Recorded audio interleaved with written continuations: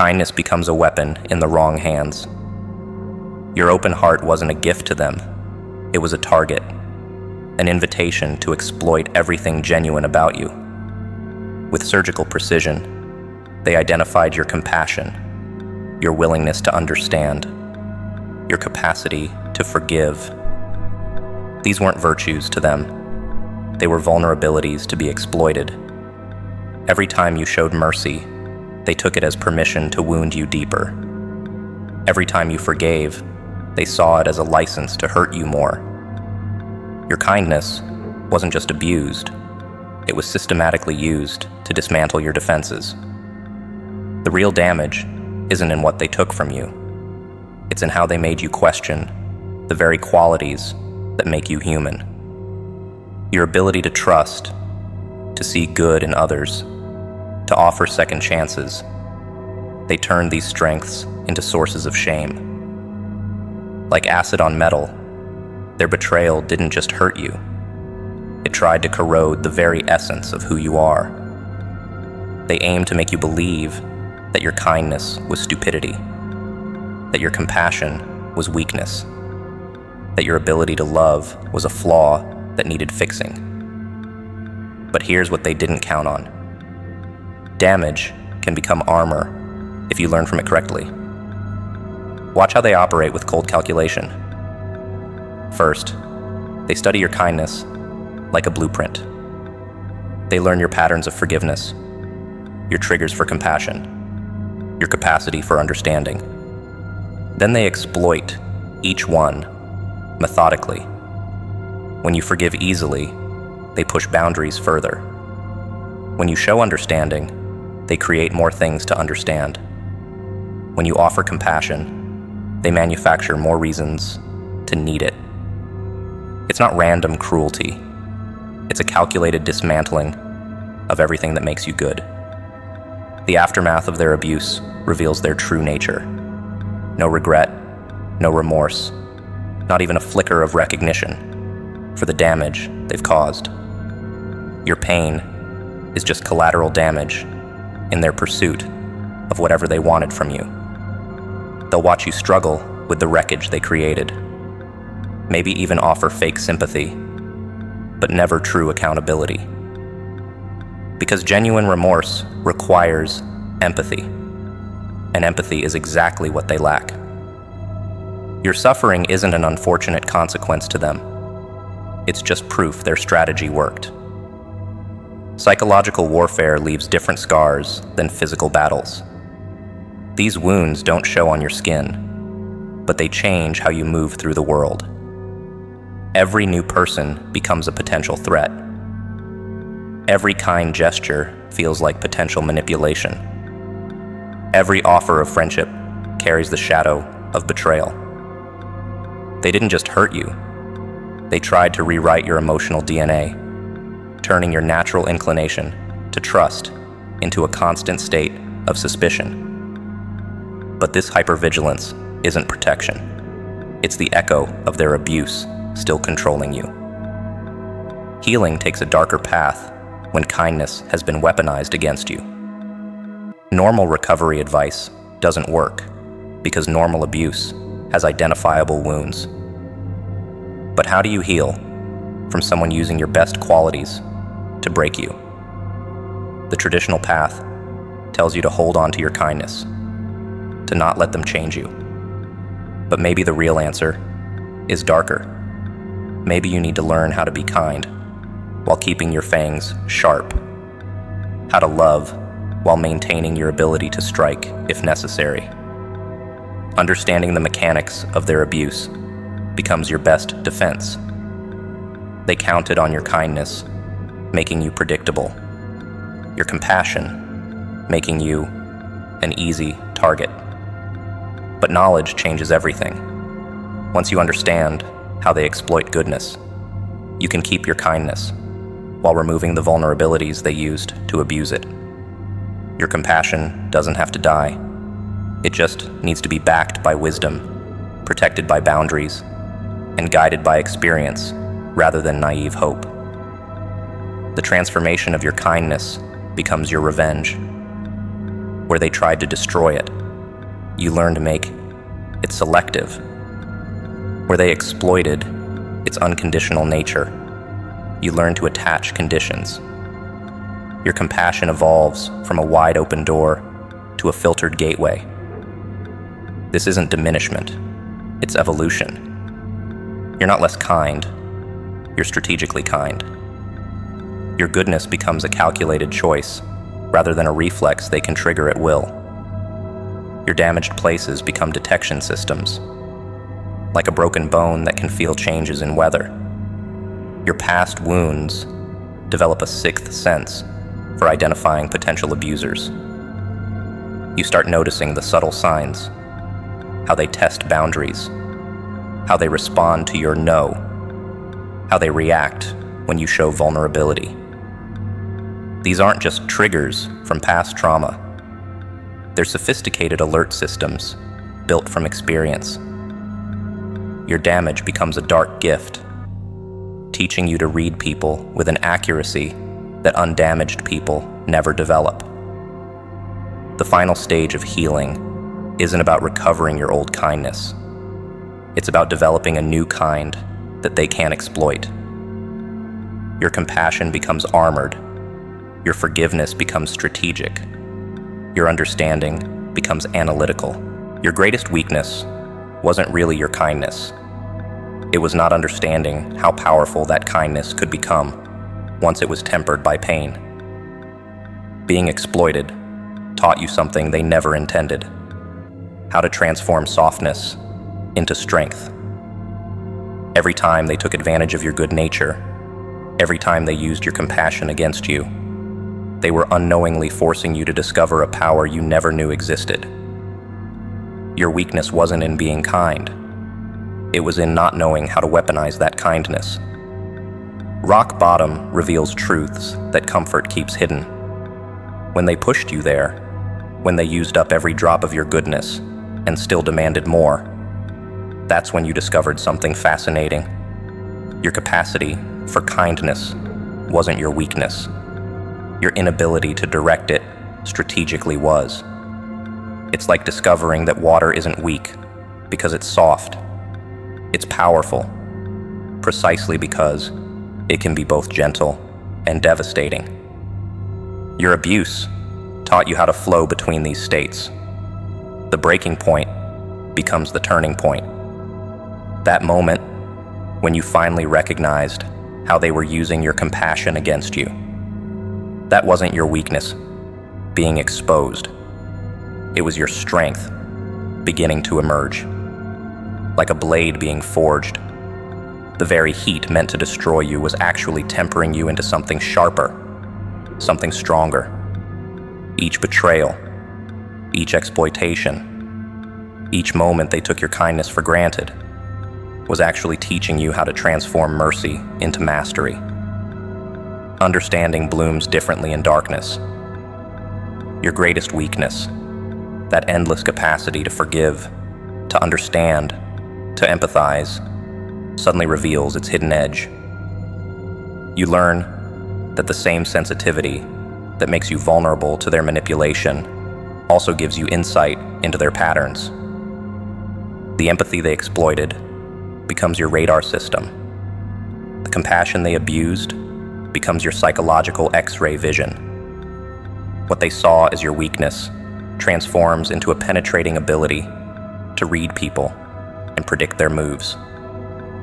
Power shifts when you realize that kindness without boundaries isn't kindness at all. It's unconscious self-sabotage. This awareness doesn't come gently. It comes from having your goodness exploited until you're forced to face an uncomfortable truth. Real kindness needs teeth. Real compassion needs claws. Real empathy needs armor. This isn't a weakness being corrected. It's a strength being discovered. Your ability to care deeply remains, but now it's guided by wisdom instead of naive hope. The transformation accelerates when you understand that strength isn't about becoming hard. It's about learning when to be hard and when to be soft. Your perceived weakness, that endless well of kindness, becomes a versatile tool rather than a vulnerability.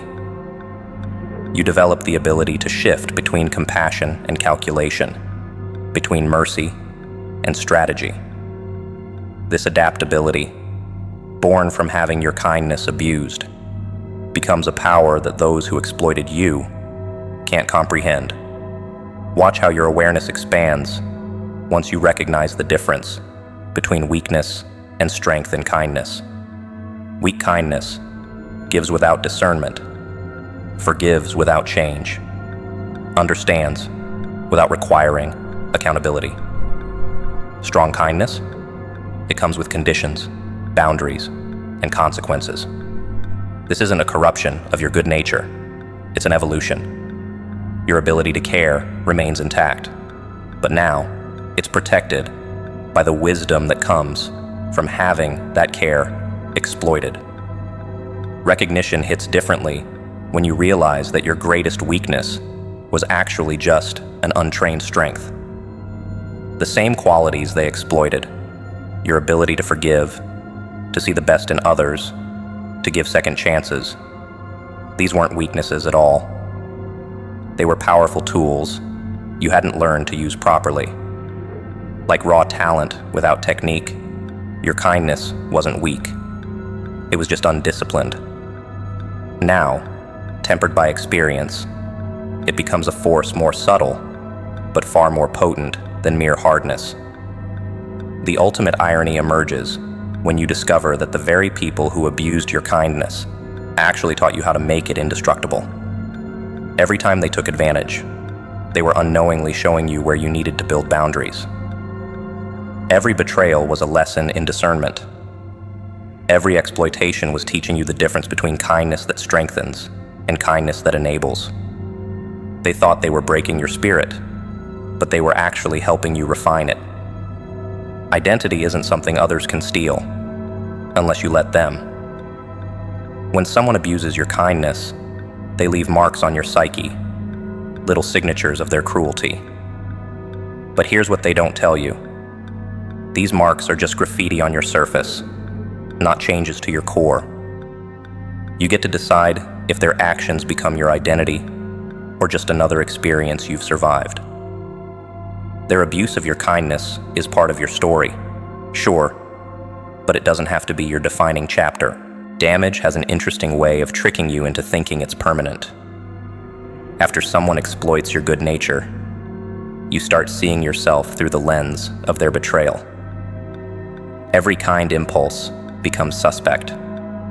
Every generous thought feels like potential weakness. But this new self-image isn't really you. It's just their shadow lingering in your mind. Understanding this difference between who you are and what they did to you becomes your first step toward reclaiming yourself. Freedom starts with realizing that their actions describe them, not you. When someone abuses kindness, they're revealing their character, not yours. Your willingness to be kind wasn't a flaw. Their willingness to exploit it was. This distinction matters because it places the defect where it belongs, in their moral compass, not your capacity for goodness. You don't have to wear their dysfunction as your identity. Think about how a house remains itself even after a storm. The damage it sustains isn't its essence. It's just something that happened to it. Your identity works the same way. The abuse you endured, the trust they betrayed, the kindness they exploited. These are events that happen to you, not fundamental changes in who you are. Understanding this difference gives you back the power to define yourself beyond their actions. Perception shifts dramatically when you stop letting their betrayal narrate your story. Sure, they took advantage of your kindness, but that kindness wasn't some naive weakness. It was strength they couldn't understand or match. Their exploitation of your good nature says nothing about your worth and everything about their character deficits. You don't have to accept their interpretation of your kindness as foolishness. Moving forward requires understanding that healing doesn't mean erasing. What they did to you happened. There's no changing that. But you get to decide how much space it occupies in your identity going forward. Like a painter working with a canvas that someone else splashed paint on, you can incorporate those marks into a new picture or paint over them entirely. The choice of how to use this experience in your self-definition belongs to you, not them. Your story doesn't end with what they did to you. It evolves through how you choose to respond. Each time you refuse to let their actions define your future choices, you reclaim another piece of your identity. This isn't about forgetting or forgiving. It's about refusing to let their chapter become your whole book. Their abuse of your kindness is something that happened, but it's not who you are unless you decide it is. Power returns when you separate their actions from your essence. They may have damaged your trust, exploited your compassion, and abused your kindness, but they didn't alter your core unless you allow it. Think of their impact like a wound. It can change how you move for a while, but it doesn't change who you are. Your identity remains yours to define, regardless of what they tried to break in you. The most liberating realization comes from understanding that their ability to hurt you doesn't equal your obligation to stay hurt. Yes, they took advantage of your kindness. Yes, they left scars. But you decide if those scars become medals of survival or chains holding you back. Their actions created the wound, but you choose whether it becomes a permanent part of your identity or just another experience you've grown through. Strange how pain can feel like love when someone mixes them together just right. That's what trauma bonding does. It creates an emotional addiction to the very people who hurt you. One day, they're crushing your spirit. The next, they're lifting you up with tiny bits of affection. Your brain gets confused, starts mistaking relief from pain for actual happiness. It's like being trapped in a maze where every exit leads back to your abuser. And somehow, you start believing this maze is your home. The sickest part about trauma bonds is how they hijack your survival instincts. Your mind, desperately trying to make sense of the abuse, starts seeing patterns that aren't real. You begin to think you can predict the storm if you just pay attention hard enough, control the pain if you just behave perfectly enough. This false sense of control becomes more addictive than any drug. You stay because leaving means admitting you never had control in the first place. Watch how your mind plays tricks when you're trauma bonded. Every small kindness from your abuser feels magnified. Every moment of peace feels like proof things are getting better. Your brain becomes an expert at minimizing the bad and maximizing the good, not because you're weak, but because that's how survival works in captivity. You start treating basic decency like it's pure gold, simply because it's so rare in your relationship. This warped perception becomes your new normal. Consider how trauma bonds make basic human needs into weapons. Everyone needs love, acceptance, validation. Your abuser learns exactly how starved you are for these things, then uses them like a master chemist, mixing just enough pleasure into the pain to keep you hooked. They create an emotional economy where you're always in debt, always working for scraps of affection that should be freely given in any healthy relationship. Memories shift under the influence of trauma bonding. The good times become golden, painted with an artificial glow that makes them seem more significant than they were. The bad times get pushed into shadows, explained away, rationalized. Your mind becomes an unreliable narrator, telling you stories about love when you're really living through war. This isn't weakness. It's your brain trying to survive something it doesn't know how to process. The withdrawal symptoms from trauma bonds hit harder than any chemical addiction. When you try to leave, your body and mind rebel against you. You start doubting the abuse was really that bad. You remember only the moments of connection, forgetting the hours of pain that came between them. Your nervous system, trained to find comfort in chaos, makes peace feel uncomfortable. This isn't love.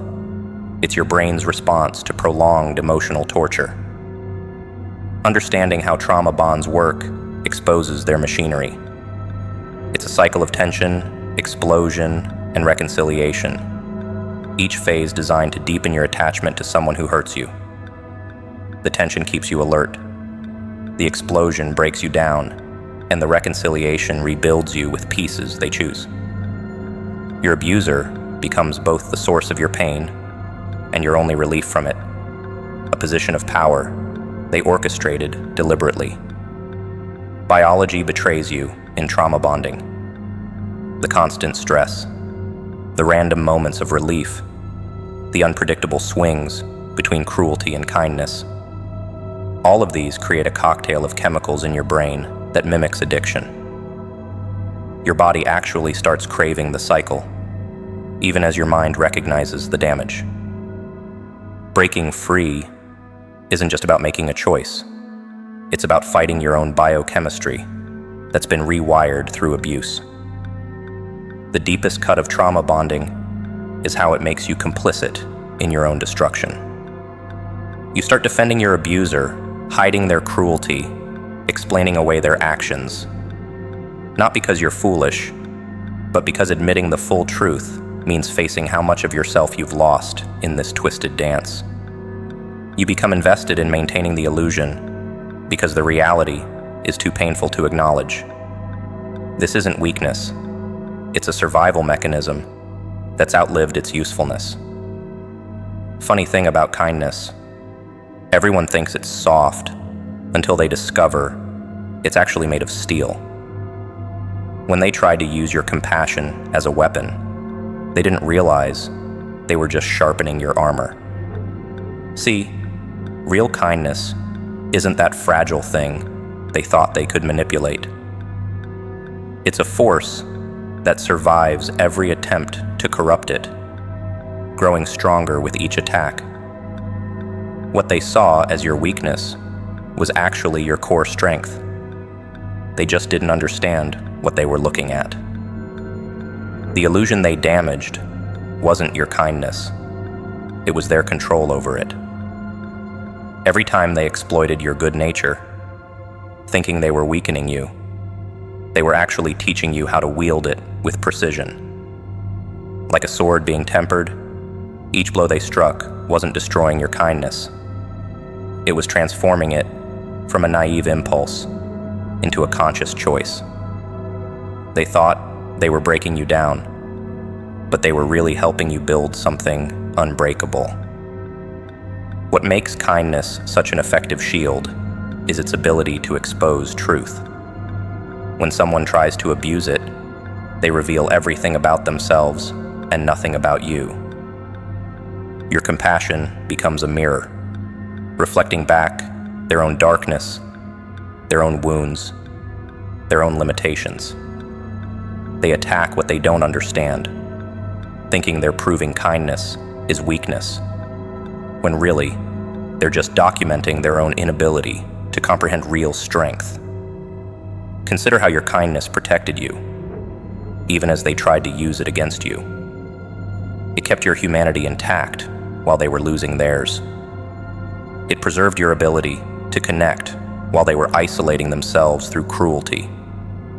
Every time they thought they were winning by exploiting your good nature, they were actually losing something essential within themselves. Your shield wasn't just defending you, it was recording their self-destruction. Power shifts completely when you realize that true kindness can't be corrupted, only refined. What they saw as your vulnerability was actually your greatest strength in development. Every exploitation, every abuse, every attempt to damage your compassion was really just helping you learn how to use it more effectively.